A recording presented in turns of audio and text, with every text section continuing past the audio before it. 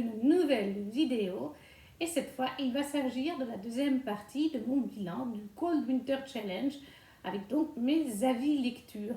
J'en aurais fait suite à ça 11, il m'en restera encore 5, j'avais 16 lectures en tout, il y aura donc une troisième partie à cette vidéo.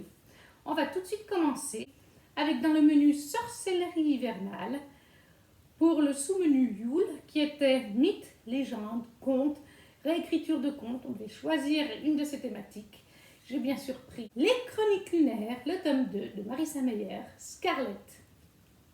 Alors, dans Les Chroniques lunaires, je ne vais peut-être pas trop vous résumer Scarlett, c'est un tome 2. On peut quand même essayer de résumer. Les Chroniques lunaires, ça se situe bien des années plus tard sur notre planète. Je crois qu'il y a eu la 4e guerre mondiale, si je ne me trompe pas, qui a eu lieu il y a quelque temps en arrière. Et on suit, dans le tome 1, Cinder, qui est une cyborg, c'est-à-dire qu'elle est née humaine et qu'elle a des parties d'elle robotiques. Elle a un pied robotique, une main robotique, une partie de sa tête, enfin de son cerveau robotique. Et on est en Asie. On a le prince Kay, qui est le fils de l'empereur d'Asie. On a d'autres gouvernements, mais on suit surtout le prince Kay, du coup, dans cette saga. Et un jour, Cinder, elle est élevée, comme son nom l'indique, par sa belle-mère. C'est un monsieur qui l'a recueillie, c'est même pas son père à la base, mais il l'a recueillie quand elle était enfant, plus jeune, après son accident qui a fait d'elle une cyborg. Et son père adoptif est décédé. C'est donc sa belle-mère qui s'en occupe, et comme dans le conte d'origine, la belle-mère n'aime pas Cendrillon, enfin Cinder du coup, elle a une des sœurs qui l'aime bien, l'autre qui ne l'aime pas non plus. Elle utilise Cinder. Cinder est très douée en robotique. Et du coup, elle a une boutique dans la ville de New Beijing, ça s'appelle la ville. C'est Beijing, hein, mais maintenant ça s'appelle New Beijing. Elle a une boutique de robotique et un jour, un jeune homme avec un sweatshirt, une capuche, vient lui donner un robot que personne n'arrive à réparer, à faire en sorte qu'il refonctionne. C'est une ancienne génération. Et assez rapidement quand même, Cinder découvre que c'est Kay sous la capuche. Il demande à ce que ce soit discret entre eux, que les gens ne le sachent pas, etc. Mais il tient à ce robot. En même temps, avant ça, Cinder, oui, elle trouvait Kay beau, mais ça ne m'intéressait pas plus que ça, comparé à son autre sœur avec qui elle s'entend bien, qui en est amoureuse et tout ce qu'on veut. Mais très vite, vous imaginez bien, quand le prince Kay et Cinder, il va se passer des choses. Sauf qu'elle, elle se cache, elle ne lui montre pas qu'elle est une cyborg parce que dans ce futur, les cyborgs ne sont pas très bien vus à quelque part. On ne les prend plus pour des humains à part entière, on les prend à moitié pour des machines. Et comme beaucoup d'êtres humains sont comme ça, elle pense que Kay va la juger aussi. Est-ce que c'est le cas ou pas? Je ne vous le dis pas. En parallèle de ça, on a donc une maladie sur la Terre qui sévit, un virus. C'est d'actualité, on est dans le thème. Et ce virus, en quelques jours, tue les gens qui sont touchés. Il n'y a pas de remède qui est trouvé. Les équipes du prince, enfin de l'empereur, hein, et j'imagine d'autres équipes sur Terre, mais comme on est en Asie avec l'empereur et son fils, on suit leurs équipes qui cherchent des médicaments, qui cherchent à améliorer des choses. Pour l'instant, on ne trouve rien du tout. Et un jour, il va se passer un problème. Et la belle-mère va vendre Cinder au laboratoire, puisqu'on utilise souvent des cyborgs. Mais généralement, les cyborgs se vendent eux-mêmes. C'est-à-dire qu'ils ont un intérêt. Là, c'est la belle-mère qui vend Cinder. Elle n'avait pas vraiment envie de se retrouver là. Et il va se passer quelque chose vis-à-vis de ce que Cinder est. Il y a quelque chose qui pourrait peut-être aider vis-à-vis de cette maladie. Je ne vous en dis pas plus. En même temps que ça, on a la lune qui est habitée par les lunaires, je crois qu'on les appelle comme ça, et la reine Levana. Levana qui rêve de mettre la main sur la terre, et plus précisément sur le royaume de Kay, enfin le futur royaume de Kay. Donc ça fait des années qu'elle parlemente avec son père, etc. Ça se fait pas, mais on sent qu'elle y tient, et c'est vraiment la méchante, un peu comme dans les Disney, vous avez la grande méchante, là c'est Levana. Donc vous avez tout ceci, et dans le tome 2, on va suivre Scarlett, qui est, comme sa couverture l'indique, une réécriture du Petit Chaperon Rouge, avec le méchant loup, à quelque part. C'est pas vraiment un loup, hein. C'est une réécriture. Ce que j'ai apprécié dans ce second tome, c'est qu'on continue en fait l'histoire de Cinder, Kay, Levana et tout le consort dans ce tome 2. Au début, on peut se dire, comment est-ce qu'on va connecter Scarlett et Cinder? Je vois pas trop. Mais au fil des chapitres, oui, on trouve On découvre comment les deux filles vont être liées et comment elles vont être amenées à se rencontrer. Ce que j'ai apprécié, c'est que un chapitre sur deux à peu près sont du point de vue l'un de Scarlett, puis après c'est Cinder. Et après on revient sur Scarlett, puis on revient sur Cinder. Ce qui permet à l'histoire d'avancer. J'ai bien aimé le personnage de Scarlett et puis de Lou. Oui, c'est bien Lou. J'ai bien aimé l'histoire de Scarlett et de Lou, le loup, entre guillemets. Leur histoire à chacun, leur rapprochement. C'était sympathique. Ce que j'ai bien aimé aussi avec Scarlett, c'est qu'elle vient de France. Ça, je ne le savais pas quand j'ai commencé le livre. Scarlett, elle est de France, dans la campagne française. Donc à un moment donné, on est dans la campagne française, puis on revient sur la capitale, donc à Paris, pour finir ailleurs. Et nos deux héroïnes vont finir par se rencontrer à un moment donné, parce qu'elles sont en fait liées par toute cette histoire, tous ces secrets. Et on finit, elles sont ensemble avec Lou et un nouveau personnage qu'on rencontre dans ce deuxième tome. J'ai bien aimé aussi le personnage de Kay. On a quelques chapitres du point de vue de Kay, oui, c'est vrai. On a quelques chapitres du point de vue de Kay. On voit comment il évolue de son côté, comment il prend les événements qui sont passés dans le tome 1 avec Cinder, ce qu'il a découvert, etc. Il y a des choses qu'il ignore encore, le pauvre Kay. Il fait une drôle de tête quand il va les découvrir. J'ai bien aimé. Franchement, moi, cette saga, c'est un gros coup de cœur pour moi. J'ai donc mis à 20 sur 20. J'avais mis 19 pour le Cinder. J'avais fait exprès de laisser un tout petit peu en dessous parce qu'on m'avait dit que plus on montait dans les tomes, plus c'était sympa.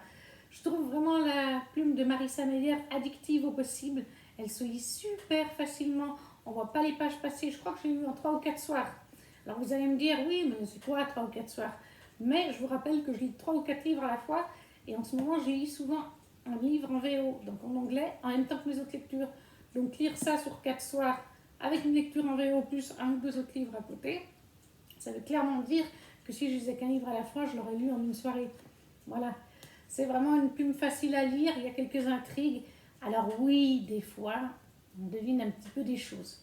C'est vrai que des fois, on les voit venir. On n'est pas non plus complètement ébloui par ça. Mais ça reste un super bon moment et moi j'aime énormément cette réécriture. J'ai vraiment hâte de lire la suite qui est Cress, si je ne me trompe pas. Réécriture de réponse, oui, puisque le dernier c'est Winter, donc la Blanche-Neige. J'ai vraiment hâte de continuer ça. Je crois que ce sera pour le mois de mai ou juin, parce que je l'ai mis dans mes 12 mois, 12 lectures. Enfin, quelqu'un m'avait mis la suite des Chroniques lunaires. Seconde lecture de ce bilan, dans le menu hiver sombre, dans la sous-catégorie stalactique ensanglantée, avec comme mot-clé horreur, thriller, suspense, j'ai mis Nevernight, le tome 2 de J. Christophe, chez De Saxus. Il est absolument magnifique, est-ce qu'on revient là-dessus? Je crois qu'on a tous vu passer ce livre partout, mais il est tellement beau. Et n'ayant toujours pas le tome 1, je savoure ce tome 2. Oui, parce que j'ai toujours que le e-book, je n'ai toujours pas trouvé le tome 1. Toto, c'est pas le moment de jouer au football.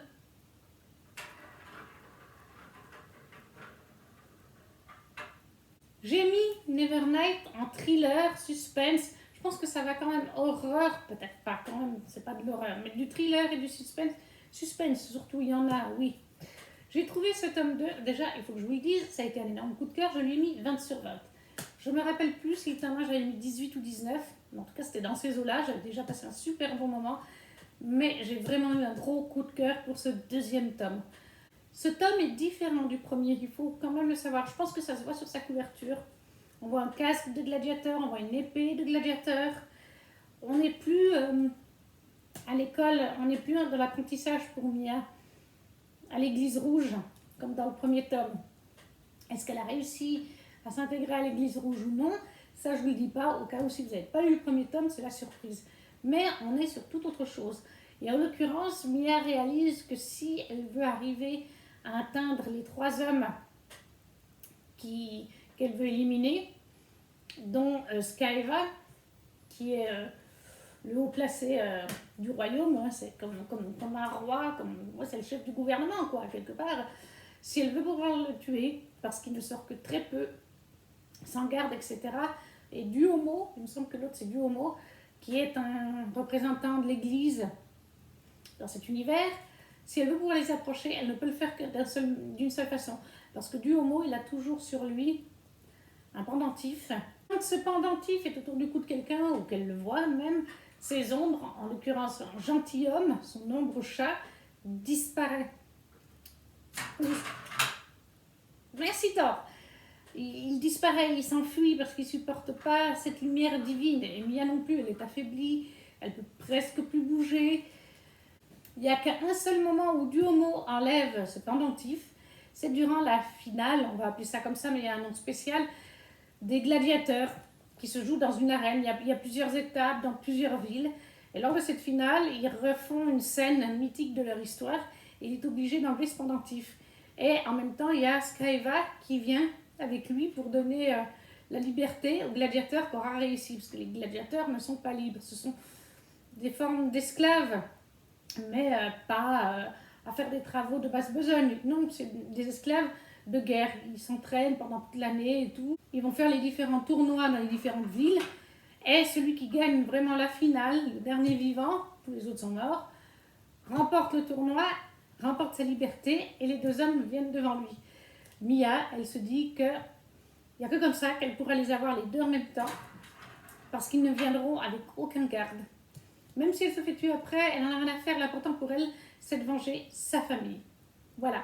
Donc on part là-dessus. Mia fait tout un plan avec l'aide de certains personnages, mais je ne vous dirai pas lesquels, ils sont plusieurs, afin d'être capturés pour être emmenés là où sont vendus les gladiateurs à la base, où chaque maître gladiateur, je ne sais plus comment on les appelle, choisit ses élus, ceux qui seront dans son équipe. Donc on tourne autour des gladiateurs, des scènes de combat. Donc encore une fois, c'est un livre pour les adultes. Moi je considère vraiment que c'est pour les adultes, ou les jeunes adultes, mais en tout cas pas à mettre dans les mains d'enfants, certainement pas.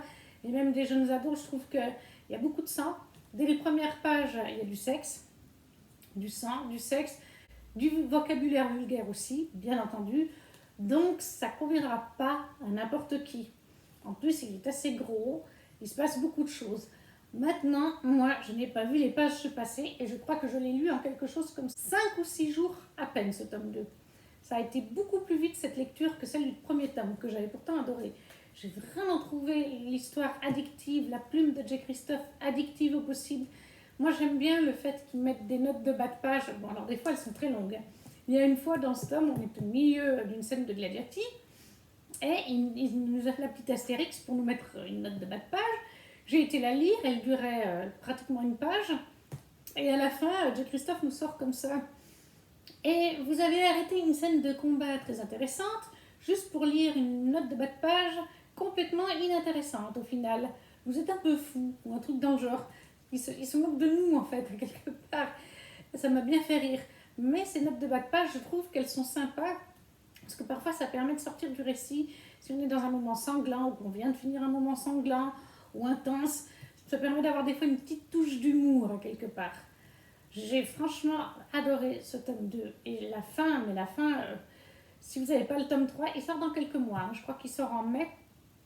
Donc j'ai bien fait, je l'ai lu en février, du coup ça ne va pas faire trop loin, parce qu'il y a vraiment une fin, c'est vraiment... j'ai envie de savoir la suite, c'est vraiment un peu un cliffhanger quand même. Hein. Très, très... ça donne bien envie sur la suite, quoi. Et donc, Nevernatt, le tome 2 de J. Christophe, 20 sur 20, un énorme coup de cœur. Troisième lecture, toujours sous le menu hiver sombre, pour la sous-catégorie Un chalet sous la neige, avec les thématiques huis clos, enfermement, solitude. J'ai mis Keleana, le tome 1 en VO, Throne of Glass, de Sarah J. Maas, chez Bloomsbury. Et pour ce tome-là, je lui ai mis un 17 sur 20. J'ai mis la même note qu'en VF. C'est ma note la plus basse pour les Keleana, Throne of Glass, pour le moment. Parmi tout ce que j'ai lu, j'en ai lu 4, du coup, enfin ça, c'est des relectures, hein, ça, le tome 1 et le 2 et le 3, c'est des relectures. Mais le tome 1 est celui que j'apprécie le moins. Mais 17 sur 20, c'est une très bonne note. Hein, jusqu'à 15, voire 14, moi j'estime que c'est des bonnes notes. Dans ce premier tome, on suit donc Keleana, qui est une jeune femme, qui a 18 ans, je crois, au début du tome, ou 19, et c'est la meilleure assassin du royaume. On la connaît partout. Keleana Sardotian. Seulement, elle a été enfermée il y a une année en arrière en prison. Elle s'est fait prendre, elle s'est fait trahir par quelqu'un, et le roi, au lieu de la faire exécuter, l'a fait enfermer dans les mines d'Andovier. C'est pour ça que je l'ai mis dans huis clos, solitude, enfermement, parce que elle nous explique quand même ce qu'elle a vécu dans les mines d'Andovier. Elle y a quand même vécu une année, donc je pense quand même que ça correspond un petit peu. Et un jour, alors qu'elle est dans les mines, en train de travailler, Shaol, le chef de la garde royale, débarque. Elle croit que c'est son heure, qu'on va enfin lui abréger ses souffrances, mais pas du tout. Il l'amène devant le prince d'Oriane, le fils du roi, forcément, qui lui fait une proposition. Son père, le roi, recherche un champion qui servira pendant quelques années pour lui en tant que champion, entre guillemets, mais une personne qui va faire les basses besognes du roi, quoi, en fait. Quand le roi dit celui-là, il veut me prendre le royaume ou il m'embête, donc tu vas l'assassiner, elle va le faire. Ou alors celui-là, ben, simplement je l'aime pas, le champion va le faire. Le champion est engagé pour faire les sales besaces du roi. Mais avant d'avoir le champion, un tournoi va être organisé et chaque noble, incluant Dorian, le fils du roi, a le droit à son champion. Ils vont alors s'affronter. Ce seront des espions, des mercenaires, des tueurs, des voleurs, il y a de tout. Et le gagnant sera le champion du roi. Donc Dorian propose à Keleana d'être son champion, et si elle gagne, elle fera 4 ans au service du roi. Et après ça, le champion sera lavé de tout nom, de tout soupçon, de tout ce qu'on veut, et pourra faire sa vie comme il le veut. Autant vous dire que Keleana, elle n'aspire plus qu'à une chose, après avoir vécu une année dans les mines, elle n'a plus envie d'être assassin, elle veut juste sa liberté. Donc elle se dit tout de suite 4 ans à être au service du roi que je déteste, mais elle le déteste vraiment, mais après avoir ma liberté, pouvoir partir de ce royaume, pouvoir être libre, avoir une petite ferme ou ce qu'elle veut, voilà, mais donc elle accepte. Simplement, elle se rend vite compte que des champions disparaissent, tout comme Shaol s'en rend compte, et il ne trouve pas qui est-ce. C'est des meurtres vraiment sanguinaires, très bestiales, et très vite Keleana se rend compte que malgré que la magie n'existe plus dans le royaume parce que le roi l'a interdite, l'a scellée, il y a quand même une forme de magie, certainement une magie noire, et elle va enquêter en parallèle des épreuves pour accéder au titre de champion. Ça, c'est le premier tome. Alors, j'ai bien aimé, hein, comme je vous dis, j'ai mis un 17 sur 20, c'est quand même une bonne note. Et je dois dire, et Amélie a ressenti pareil que moi lors de la lecture de ce premier tome, après seulement 5-6 chapitres, on avait déjà ce ressenti toutes les deux, on a préféré notre lecture en VO, clairement, que de la VF.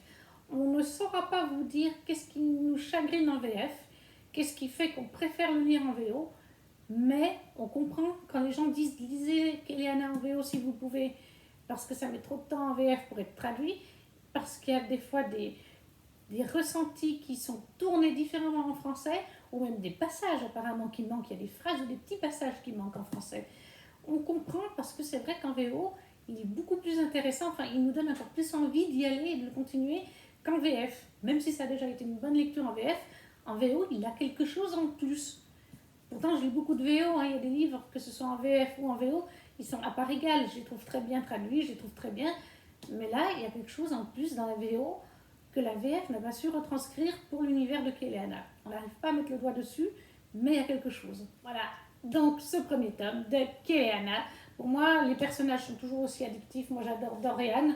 J'aime bien aussi Shaol. Keleana, je l'aime bien par moments.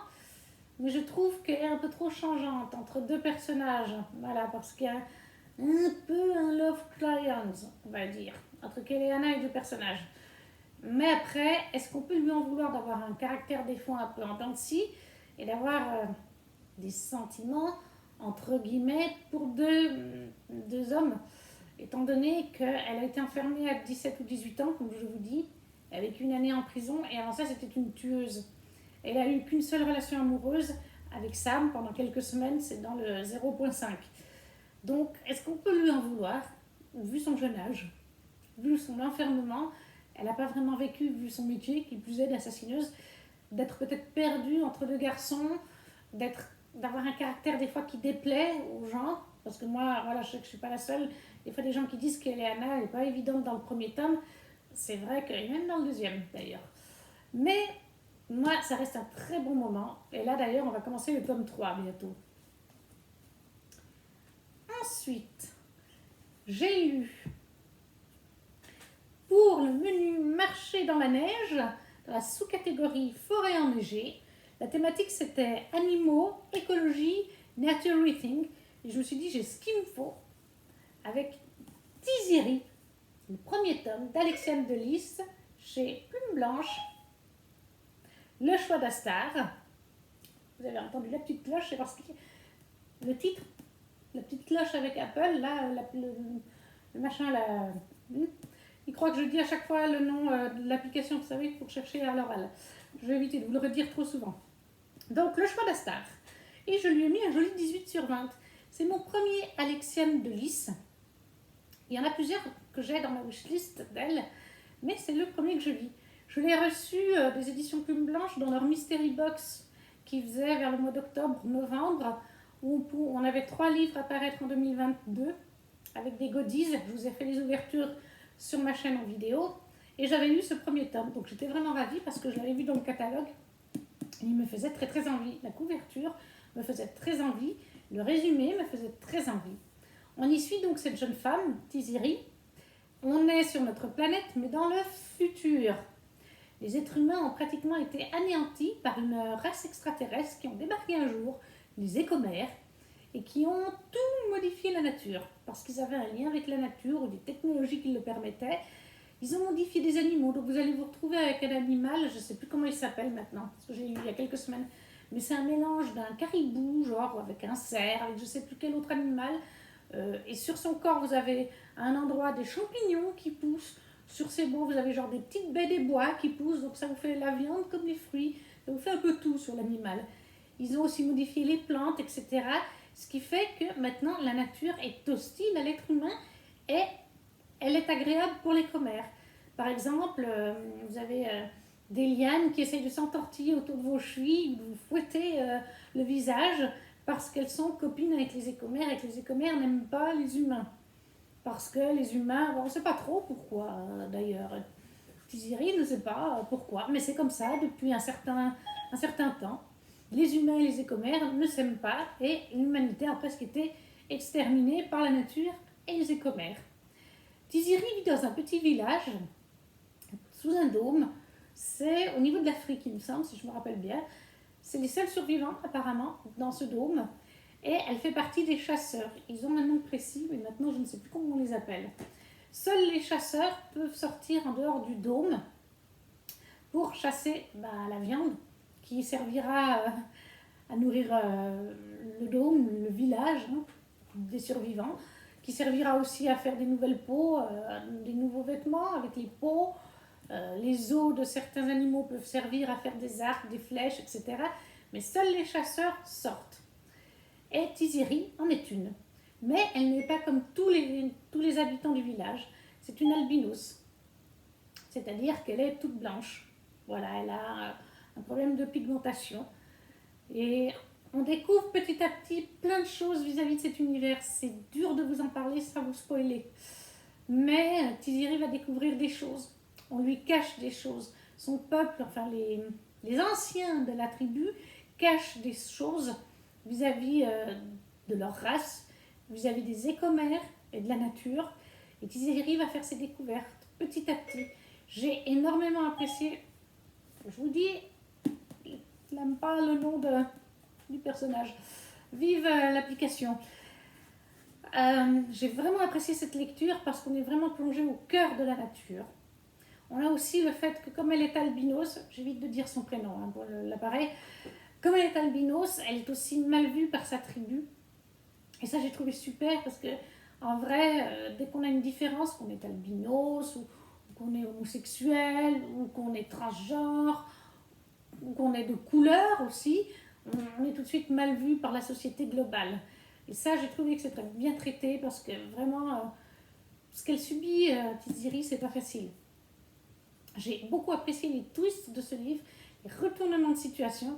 Je ne m'y attendais pas vraiment, mais pas du tout. Ceux qui ont lu le livre comprendront. Je ne peux pas vous en parler, ça vous spoilerait. Mais j'ai vraiment adoré comment ça s'est retourné, comment on découvre certains mystères, et il y en a encore à découvrir, je pense. C'est un tome 1, comme je vous ai dit. Il sortira plus tard dans l'année. Je crois qu'il va sortir au mois de juin ou au mois de novembre peut-être. Il est peut-être même prévu pour la fin d'année celui-là. Je ne veux pas vous dire de bêtises. Je ne me rappelle plus du catalogue Plume Blanche, mais il est possible que ce soit en fin d'année qu'il sorte. Donc il y a encore un petit moment pour vous avant de pouvoir le lire. Et du coup, le tome 2, ce ne sera pas avant 2023 au moins. Mais j'ai vraiment apprécié la plume d'Alexandre de Lys, les descriptions qu'elle fait, les relations entre personnages qu'elle a créées petit à petit, subtilement. Je ne vous dirai pas lesquelles. J'ai vraiment apprécié et j'ai vraiment hâte de lire autre chose de cette autrice parce que ça a été un plaisir pour moi.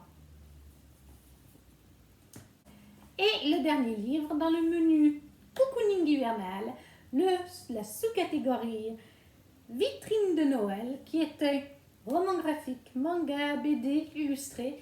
Ah ben moi c'est sur le côté illustré que j'ai joué. J'ai pris l'encyclopédie de la magie aux éditions du Héron d'Argent, qui est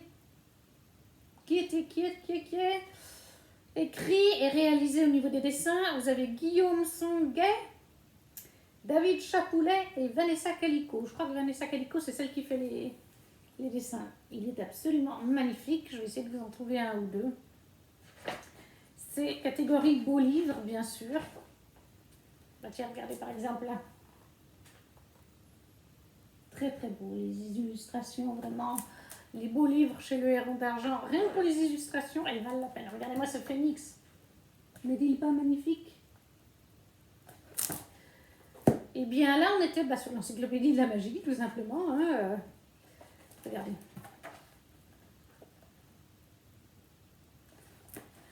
On nous décrit... Alors en fait, j'ai trouvé dans ce tome, ils ont un petit peu joué sur le fait de parler comme si la magie existait vraiment et qu'on était des apprentis sorciers. Donc des fois on nous dit, mais n'essayez pas ça parce que vous risquez de vous baisser. C'est des choses qui de toute façon il ne se passera rien en vrai. Ou alors on vous donne des conseils pour faire certains rituels, des trucs un peu abracadabresques. Je sais plus comment on est. Enfin, vous voyez ce que je veux dire, des trucs après c'est en vrai. Hein. Et vous avez toutes les magies, vous avez la magie blanche, les mages et magiciennes blanches qui vont avec. Vous avez aussi par pays la magie égyptienne. Qu'est-ce que vous avez? La magie chamanique. Voilà, regardez les mises en page. Ne sont-elles pas belles? Magie chamanique. Qu'est-ce que vous avez d'autre? Les marabouts.